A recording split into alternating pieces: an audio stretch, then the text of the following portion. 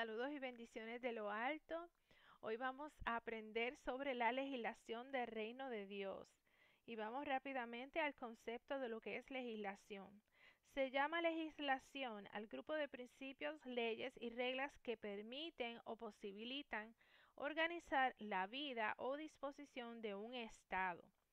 La legislación, también conocida como constitución del reino, es la voluntad, la intención, los deseos y los propósitos documentados por el Padre Celestial para todos los ciudadanos y componentes de su reino. ¿Qué es la constitución del reino de Dios? La constitución es el acuerdo o pacto que hace el rey del reino con los ciudadanos de su reino.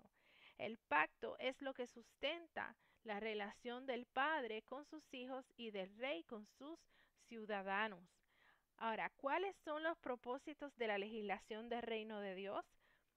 Darles legalidad a la relación, hacer inquebrantable el pacto, preservar, establecer orden, equilibrio y firmeza. La legislación o constitución del reino de Dios es la palabra de Dios, todo lo que el Padre Celestial ha establecido como ley para que caminemos y vivamos en obediencia y nuestro propósito a cumplir en la tierra pueda ser preservado. Jesús dijo en Mateo capítulo 24, verso 35, el cielo y la tierra pasarán, mas mis palabras no pasarán. ¿Qué proporciona la Constitución a los ciudadanos del reino? Seguridad y protección, justicia, paz y gozo, prosperidad y libertad. Veamos ahora las características de la legislación del reino. Fueron creadas por el Padre Celestial, reflejan al Padre mismo y su carácter. El mismo Jehová está sujeto a ellos, siempre funcionan, nunca cambian y contienen juicios inherentes. Esto quiere decir que las leyes en el reino de Dios pueden traer vida o muerte, bendición o maldición, pueden ser para edificación o destrucción. Todo dependerá si la obedeces o desobedeces. En Ezequiel capítulo 20, verso 11 dice, les di mis estatutos y les hice conocer mis decretos, por los cuales el hombre vivirá si los cumple. Muchas veces el Hijo de Dios no le va bien no porque el enemigo le está haciendo la guerra, no, porque el peor enemigo que nosotros tenemos somos nosotros mismos.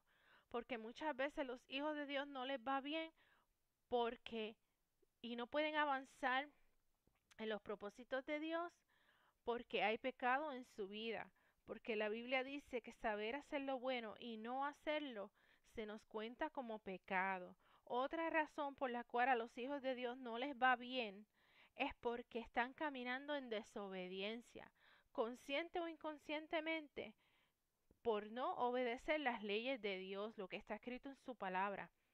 Ese caminar en desobediencia activa los juicios inherentes. Por ejemplo, la palabra de Dios nos dice en Efesios capítulo 6 versos del 1 al 3. Hijos, obedecer en el Señor a sus padres, porque esto es justo. Honra a tu padre y a tu madre, que es el primer mandamiento con promesa, para que te vaya bien y seas de larga vida sobre la tierra. Ahí la palabra de Dios nos habla de la ley de la honra. Si los hijos obedecen y honran a sus padres, hay unas bendiciones que Dios les otorga. Pero si los hijos no obedecen ni respetan ni honran a sus padres a causa de esa desobediencia, la palabra de Dios también habla de que hay otros juicios que acontecerán. En Proverbios capítulo 3 versos 33 nos dice, la maldición del Señor cae sobre la casa de los malvados, pero su bendición está sobre el hogar de los justos. Pero gracias a la maravillosa obra redentora del Señor, en el reino estamos regidos bajo la ley del Espíritu de vida. La ley del Espíritu de vida es la ley que fue activada por Jesús luego de su resurrección. Veamos lo que dice Romanos capítulo 8 versos del 2 al 4. Porque la ley del Espíritu que da vida en Cristo Jesús te liberó de la ley del pecado y de la muerte, porque Dios ha hecho lo que la ley de Moisés no pudo hacer, pues no era capaz de hacerlo debido a la debilidad humana. Dios envió a su propio Hijo en condición débil, como la de hombre pecador y como sacrificio por el pecado, para de esta manera condenar al pecado en esa misma condición débil. Lo hizo para que nosotros podamos cumplir con las justas exigencias de la ley, pues ya no vivimos según las inclinaciones de la naturaleza débil, sino según el Espíritu. ¿Qué logró la ley de vida? Número uno, sustituir a la ley mosaica, que fue la ley que Dios le entregó a Moisés en Éxodo 20, lo cual era una ley provisional. Filipenses capítulo 2, versos 5 al 8 nos dice, tengan unos con otros la manera de pensar propia de quien está unido a Cristo Jesús, el cual, aunque existía con el mismo ser de Dios, no se aferró a su igualdad con él, sino que renunció a lo que era suyo y tomó naturaleza de siervo, haciéndose como todos los hombres y presentándose como un hombre, se humilló a sí mismo, haciéndose obediente hasta la muerte en la cruz. Lo segundo que logró la ley de vida es que activó la ley primigenia entregada a Adán. En Génesis capítulo 1, verso 28 dice, y los bendijo Dios y les dijo Dios, fructificad y multiplicaos y llenad la tierra y sojuzgala y señoread en los peces del mar y en las aves de los cielos y en todas las bestias que se mueven sobre la tierra. Número 3. Quitó la sentencia de muerte que había sobre el ser humano. Romanos capítulo 6, verso 23. El pago que da el pecado es la muerte, pero el don de Dios es la vida eterna en unión con Cristo Jesús nuestro Señor. Número 4. Activó el proceso de restauración del ser humano en la tierra. Segunda de Corintios capítulo 5, verso 17. Por lo tanto, el que está unido a Cristo es nueva persona, las cosas viejas pasaron y se convirtieron en algo nuevo. Segunda de Corintios capítulo 4 verso 16 también nos dice, por eso no nos desanimamos, pues aunque por fuera nos vamos deteriorando, por dentro nos vamos renovando día a día.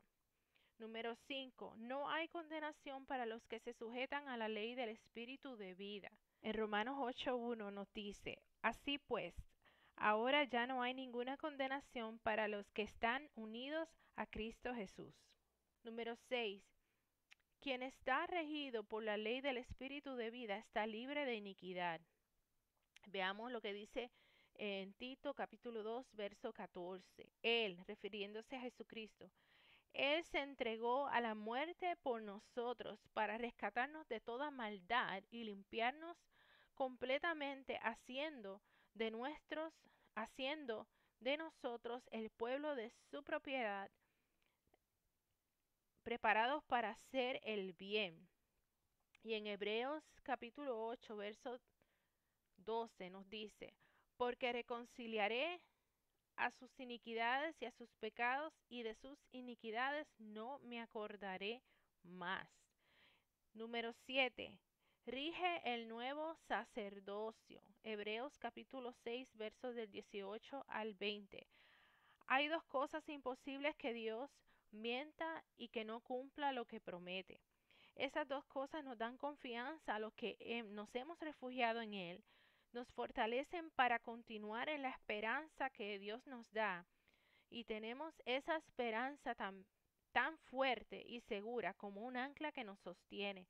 Nuestra esperanza llega más allá de la cortina del lugar santísimo del cielo. Jesús ya entró allí y abrió camino para nosotros, convirtiéndose para siempre en sumo sacerdote, tal como fue Melquisedec. Número 8.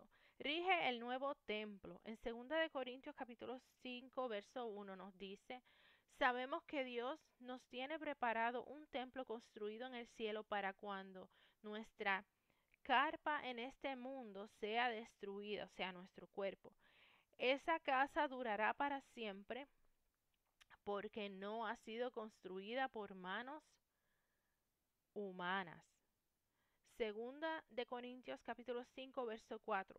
Mientras vivimos en este cuerpo terrenal, gemimos y suspiramos, pero no es que queramos morir y deshacernos de este cuerpo que nos viste. Más bien queremos ponernos nuestro cuerpo nuevo para que este cuerpo que muera, que muere, sea consumido por la vida. Y número 9, rige el nuevo orden profético. Efesios capítulo 4 versos 11 y 12.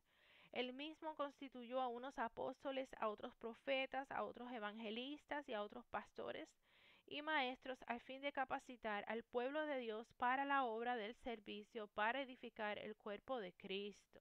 ¿En qué está sustentada la ley del Espíritu de vida? Esta ley está sustentada en dos mandamientos principales. Número uno, el amor al Padre Celestial. Y en Mateo 22:37 nos dice, ama al Señor tu Dios con todo tu corazón, con toda tu alma y con toda tu mente. Y número dos, esta ley del Espíritu de vida está sustentada también en el amor al prójimo. Mateo 22, verso 39 nos dice, ama a tu prójimo como a ti mismo. ¿Cuál debe ser la responsabilidad del ciudadano del reino en cuanto a la legislación del reino? El ciudadano del reino debe conocer las leyes del reino de Dios. El ciudadano del reino debe vivir las leyes del reino de Dios. Vivir en orden, en acuerdo y en unidad a esas leyes. Y el ciudadano del reino también debe enseñar las leyes del reino. ¿Deseas que tu caminar como hija de Dios sea perfecto y lleno de avance y éxito? Deleítate, vive y obedece la legislación del reino de Dios. Salmo 119, verso 1 nos dice, bienaventurados los perfectos de camino, los que andan en la ley de Jehová. Camina en la ley del Señor. Dios te bendiga.